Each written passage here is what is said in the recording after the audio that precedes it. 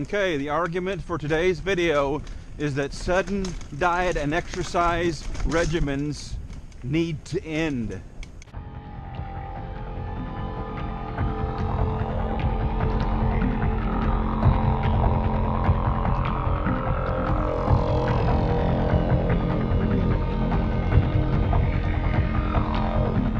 Sudden diet and exercise regimens need to end. Now, let me qualify what I mean by sudden diet and exercise regimens. I'm talking about the kind of thing that's been done millions of times that we have all been taught to do, and that is someone, they might have an epiphany, they go to the doctor, and the doctor says they've gained another 10 pounds, the blood pressure's up, cholesterol's up, things are looking grim for them, and so they start a sudden diet and exercise routine, go from a sedentary lifestyle to a sudden exercise regimen lifestyle suddenly as part of the diet and exercise plan. And I think the argument is that has been unsuccessful, unsustainable, and needs to stop. Now, in the fitness and health genre, we evolve. We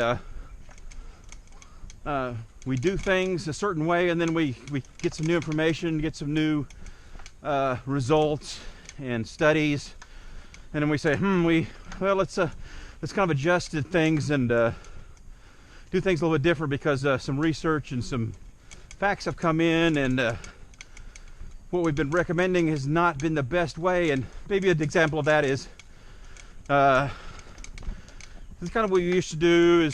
We got our athletes on low-fat, high-carb diets, and then we kind of evolve things and realize that it needs to be a little bit different. More fats aren't bad at all.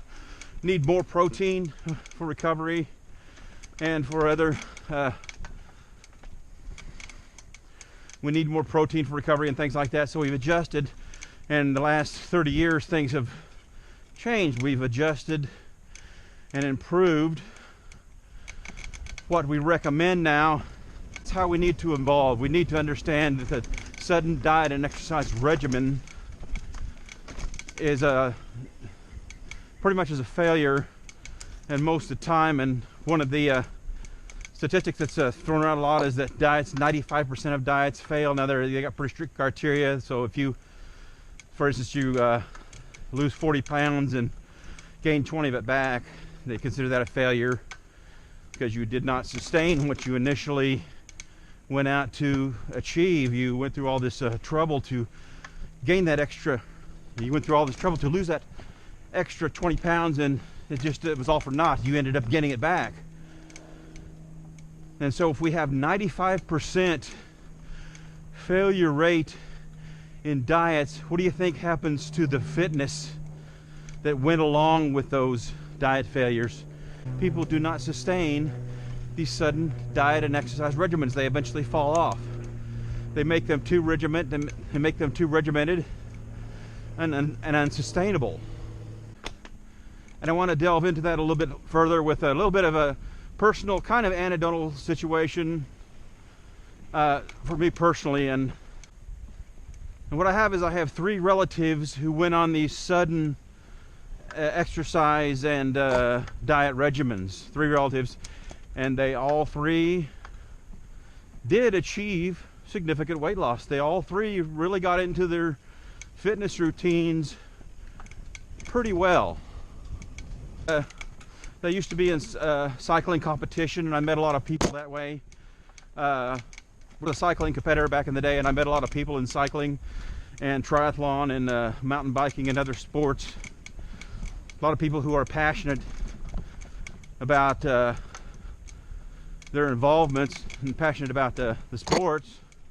We got 3 relatives who went on a sudden exercise and diet regimen and got into fitness, quite a bit. And we got several friends that I know from cycling and other sports, mountain biking, other sports. So the relatives who went on the fitness regimen and the friends who were really into cycling, which one of those do you think sustained in the long run? Which one of those do you think is still going on with their fitness regimen, and which ones do you think have dropped off? Now I want you to think of two words: problem and passion. Okay? Now, the answer is all three of the relatives completely dropped off their fitness and exercise routine, regained the weight, and completely failed 100% at their diet and fitness regimen. Within 5 years, all three had completely dropped off. Now let's compare that to the cycling athletes that I met, racing and other events, and really into cycling, and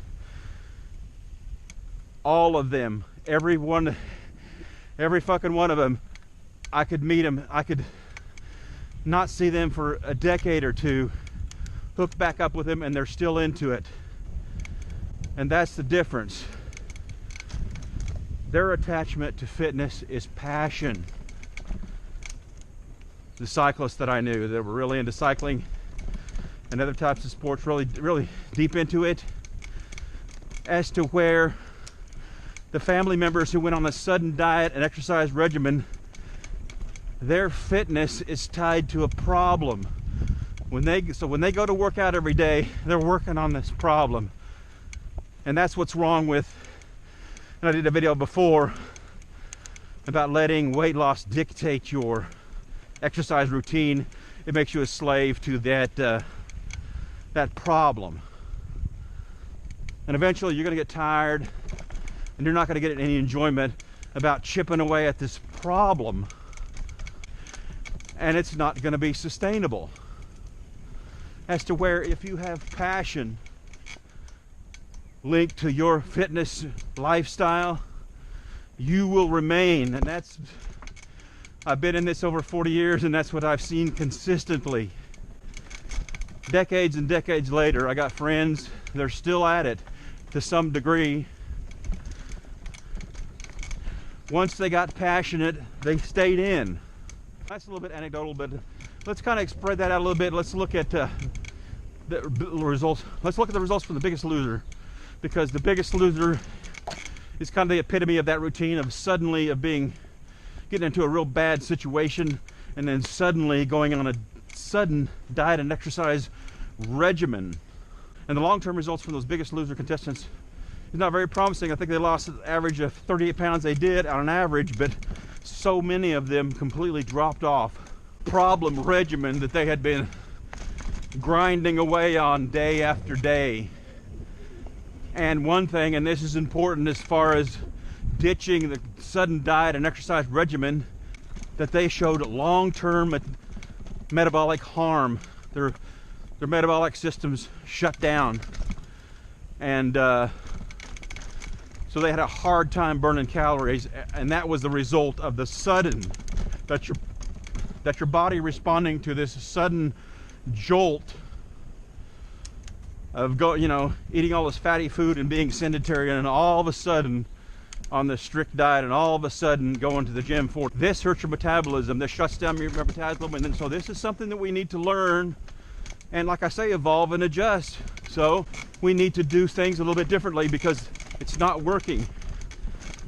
And if you look at that 95% failure rate, and I go to Alan Roberts, I kind of rag on him too much, but his weight loss journey was a perfect example, because even though he was doing exercise a lot, he went on a sudden, very unsustainable, regimented, strict diet, losing a pound every 2 days and getting down to 185 pounds.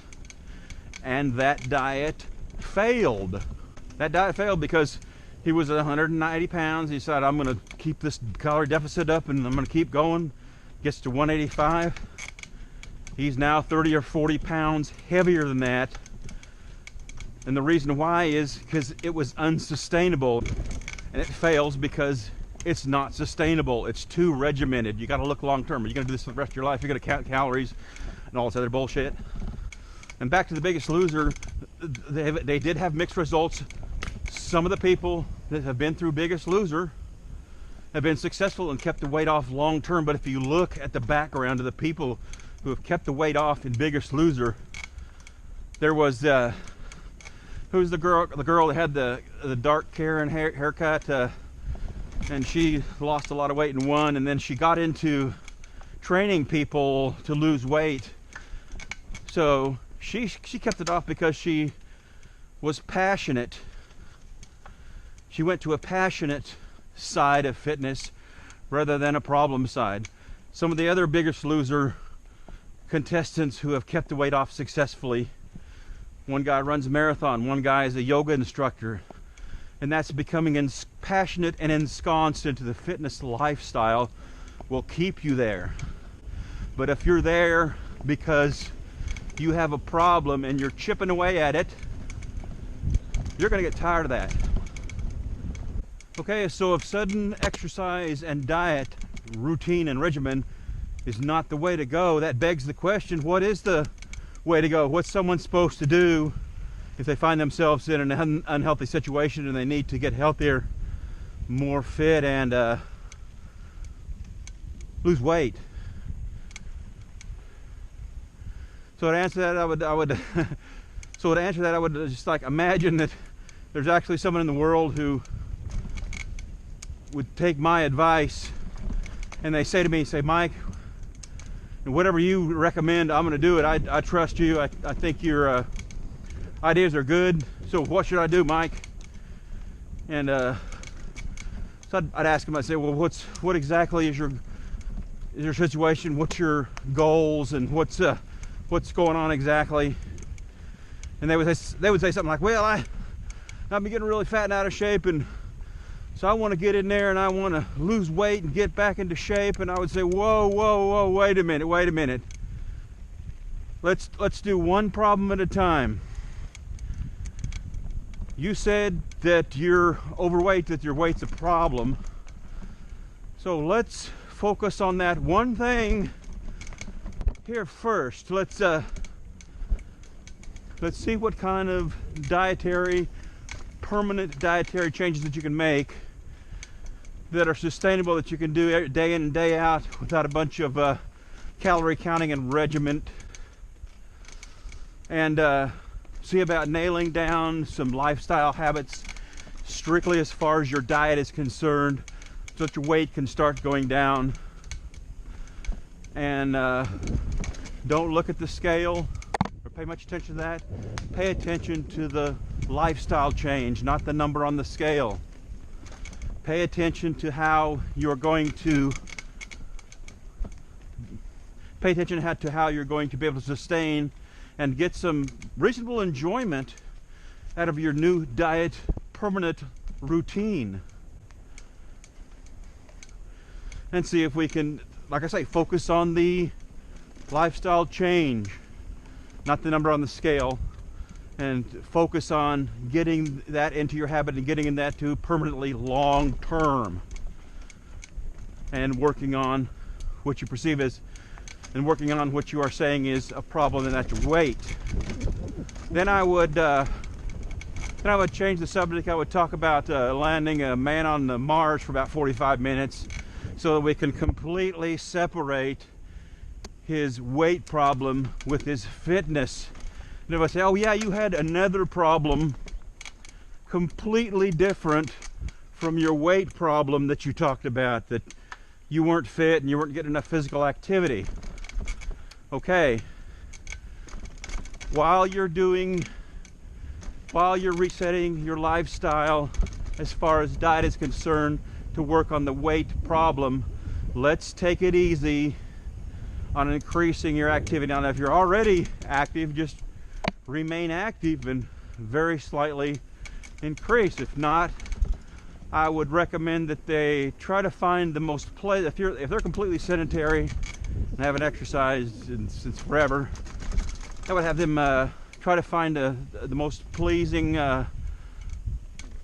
pleasant place to go for a walk in your area, a park or something like that, and start doing some relaxing walks, very short at first, very slowly increasing.